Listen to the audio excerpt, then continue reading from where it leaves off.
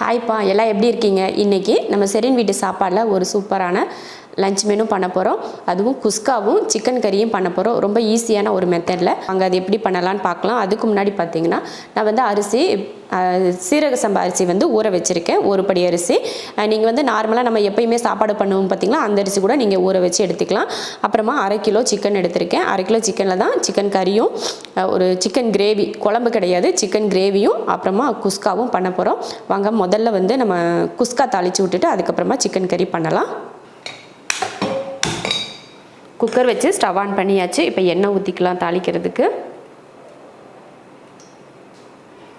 எண்ணெய் காஞ்சதுமே 3 ஏலக்காய், 3 கிராம்பு, இந்த மாதிரி 2 துண்டு பட்டை, பிரிஞ்சு இலை பொரிஞ்சதுமே 2 பெரிய வெங்காயத்தை நீல வாக்கில் கட் பண்ணியிருக்கேன், அதை சேர்த்துக்கலாம். பச்சை மிளகாய் 3. இப்போ இதை வதக்கிடலாம். நல்லா கலர் மாதிரி வர வரைக்கும் வதக்கிக்கோங்க.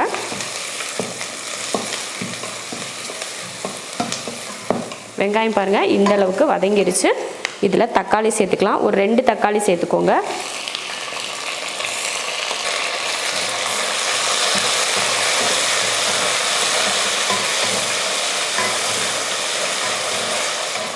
தக்காளி வந்து நல்லா வதங்கிடுச்சு. 1 ஸ்பூன் இஞ்சி பூண்டு பேஸ்ட், மிளகாத்தூள் 1 ஸ்பூன், மல்லித்தூள் 1/2 ஸ்பூன், கரம் மசாலா 1/2 ஸ்பூன். இதெல்லாம் வதக்கிடுவோம். மசால் போட்டு ஒரு 2 நிமிஷத்துக்கு வதக்கிக்கோங்க. இதுக்கு முன்னாடி நம்ம சேனலில் பார்த்தீங்கன்னா எம்டி பிரியாணி பண்ணியிருக்கோம். அதில் வந்து இந்த மாதிரி மிளகாத்தூள், மல்லித்தூள், அப்புறமா அந்த கரம் மசாலாலாம் போடாமல் அரைச்சி போட்டு தான் பவுட்ரு பண்ணி தான் நம்ம எம்டி பிரியாணி பண்ணணும். இன்றைக்கி வந்து நம்ம வீட்டில் கரம் மசாலாலாம் போட்டு எம்டி பிரியாணி பண்ணணும். இது வந்து ரொம்ப ஈஸியாக இருக்கும் எல்லாருக்கும் பண்ணுறதுக்கு. அது கூட கொஞ்சம் மசாலோட அளவு வந்து ஒரு சிலருக்கு அது வந்து பக்குவம் தெரியாமல் கூட இருந்திருக்கலாம். இந்த மாதிரி பண்ணுறப்போ வந்து உங்களுக்கு பவுடரோட அளவு தானே அப்படிங்கிறப்போ உங்களுக்கு இது வந்து கொஞ்சம் கரெக்டாக இருக்கும். இப்போ இது ஒரு 2 நிமிஷத்துக்கு இது போல் வதக்கியாச்சு. அடுத்து இதில் புதினா மல்லித்தலை சேர்த்துடலாம். 2 சேர்த்து நம்ம கையில் ஒரு கைப்பிடி அளவுக்கு சேர்த்துட்டு அதையும் கலந்துருங்க. புதினா மல்லித்தலை போட்டு கலந்ததுக்கப்புறம் தயிர் சேர்த்துக்கலாம். ஒரு 2 ஸ்பூன் அளவுக்கு தயிர் சேர்த்துக்கோங்க. அடுத்து ஒரு 1/4 லெமன் புழிஞ்சுக்கோங்க. இது வந்து நல்லா புளிப்பு கிடைக்கும், அதே மாதிரி டேஸ்ட்டு கொஞ்சம் தூக்கலாக இருக்கும். அதனால தான் பிரியாணி போல் டேஸ்ட்லேயே இருக்கும். அதனால் இதெல்லாம் நீங்கள் சேர்த்துக்கிட்டிங்கன்னா நல்லாயிருக்கும். இதே மெத்தடில் நீங்கள் இதில் சிக்கன் கூட நீங்கள் சேர்த்துட்டிங்கன்னா போதும், நல்லாயிருக்கும். சிக்கன் பிரியாணி மாதிரி இருக்கும். அவ்வளோதான், போட்டு கலந்துட்டோம் பார்த்திங்களா. கலந்தாச்சு. இப்போ நம்ம தண்ணி சேர்த்துடலாம்.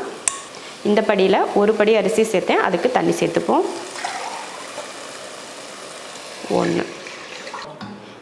இதில் 1 படி சீரக சம்பா அரிசி எடுத்தேன், அதில் தான் 1 படி தண்ணி சேர்த்துருக்கேன் நான். நீங்கள் நார்மலாக நம்ம எப்போயுமே சாப்பாடு பண்ணுவோம் பார்த்தீங்களா, அந்த இதில் அந்த அரிசி நீங்கள் போட்டிங்கன்னா இந்த படியில் 1 போட்டாலும் சரி, இல்லை 1 டம்ளர் நீங்கள் போட்டாலும் சரி, அதில் 1க்கு 2 விதமாக நீங்கள் தண்ணி ஊற்றிக்கணும். இதில் 1 போட்டிங்கன்னா 2 படி தண்ணி சேர்த்துக்கணும். டம்ளர் கணக்கும் அதே தான். 1 டம்ளர் அரிசி போட்டிங்கன்னா 2 டம்ளர் தண்ணி நம்ம நார்மலாக சாப்பாடு பண்ணுறதுக்கு. இப்போ நான் பிரியாணி அரிசி அப்படிங்கிறதுனால இதில் 1க்கு 1 தான் ஊற்றியிருக்கேன். இப்போ இது லைட்டாக கொதிச்சு வரட்டும். இதில் அரிசி சேர்த்துடலாம். நம்ம வந்து அரிசி எப்பயுமே ஒரு 20 நிமிஷத்துக்கு முன்னாடியே ஊற வச்சுட்டேன். நல்லா ஊறிடுச்சு அதுவும் கூட. இது கொதி வந்ததுமே நம்ம அரிசி சேர்த்துடலாம்.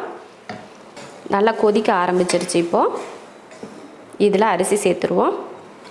நல்லா தண்ணியை வடிச்சிட்டு சேர்த்துக்கோங்க. தண்ணியோடு சேர்த்துட்டிங்கன்னா அரிசி வந்து குழஞ்சு போயிடும். அதனால் தண்ணியை கம்மி பண்ணிகிட்டே சேர்த்துக்கோங்க.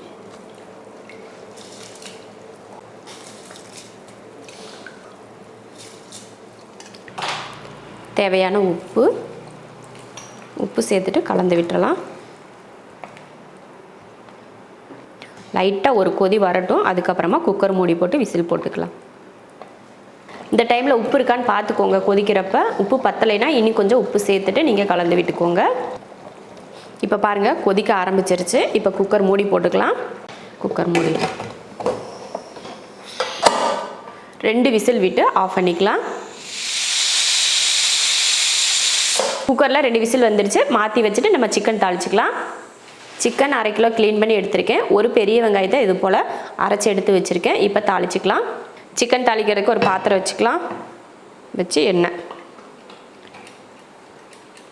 எண்ணெய் காஞ்சதுமே வெங்காயத்தை சேர்த்துக்கலாம்.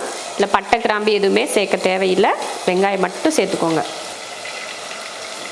கொஞ்சம் கருவேப்பிலை, இதை வதக்கிடலாம். நம்ம வெட்டி போட்ட வெங்காயத்துக்கு மட்டும் இல்லை, இந்த மாதிரி அரைச்சி போட்ட வெங்காயத்துக்கு கூட நல்ல கலர் மாதிரி வரணும். அது போல் வதக்கிக்கலாம். பாருங்கள், இந்த அளவுக்கு கலர் மாதிரி வரணும். அந்த மாதிரி அடுத்து இதில் சிக்கன் சேர்த்துருவோம்.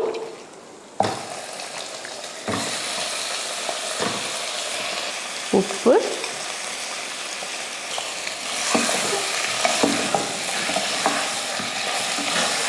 அடுத்து ஒரே ஒரு தக்காளி சேர்த்துக்கோங்க. மஞ்சத்தூள். இப்போ இதை கலந்துருவோம்.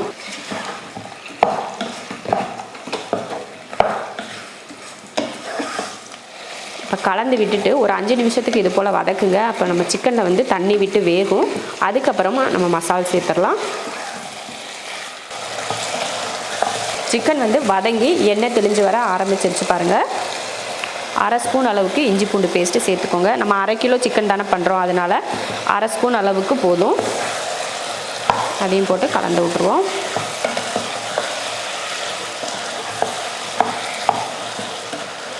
இப்போ மல்லித்தூள் சேர்த்துடலாம். 1 1/2 இந்த ஸ்பூனில் 1/2 ஸ்பூன் மல்லித்தூள், மிளகாத்தூள் 1 1/2 மிளகாத்தூளும் 1/2 ஸ்பூன் சேர்த்துருக்கேன்.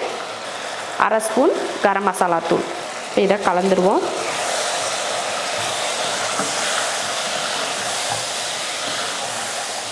பாருங்கள், நல்லா கலந்து விட்டாச்சு. இப்போ இதில் தண்ணி சேர்த்துக்குருவோம்.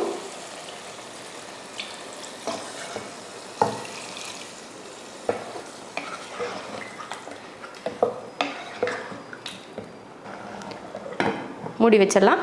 இப்போ நம்ம தண்ணியெல்லாம் ஊற்றுனதுக்கப்புறம் உப்பு சேர்த்துக்கலாம். ஏன்னா நம்ம சிக்கன் வதக்குறப்பவே உப்பெல்லாம் போட்டு தான் வதக்கணும். அதனால் உப்பு சேர்க்க தேவையில்லை. உப்பு பத்தலைனா மட்டும் நம்ம கொஞ்சமாக சேர்த்துக்கிட்டால் போதும். அதே போல் இது நமக்கு கிரேவியாக வேண்டாம், நமக்கு குழம்பா வேணும் அப்படின்னு நினச்சிங்கன்னா இதில் ஒரே ஒரு துண்டு தேங்காய் மட்டும் அரைச்சி ஊற்றிக்கிட்டிங்கனால இது குழம்பா இன்னும் கொஞ்சம் எக்ஸ்ட்ரா தண்ணி கிடைக்கும் இல்லையா?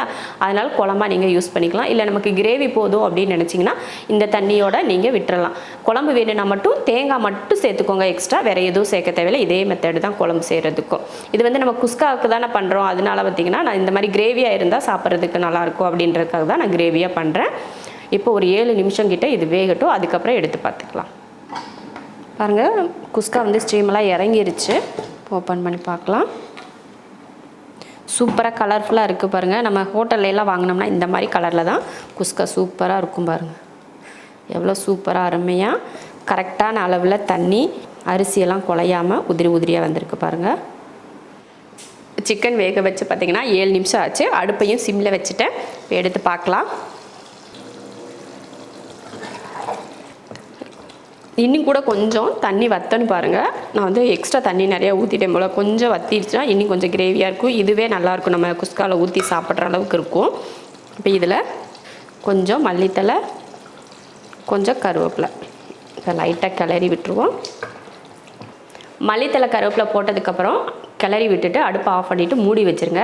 அப்போ அந்த ஆவியில் வந்து அந்த கருவேப்பிலையும் மல்லித்தலையோட மனம் வந்து சூப்பராக நல்லா அந்த சிக்கன் ஃபுல்லாக பரவி வரும். நல்லாயிருக்கும் அந்த மனம் நம்ம சாப்பிட்றப்போ.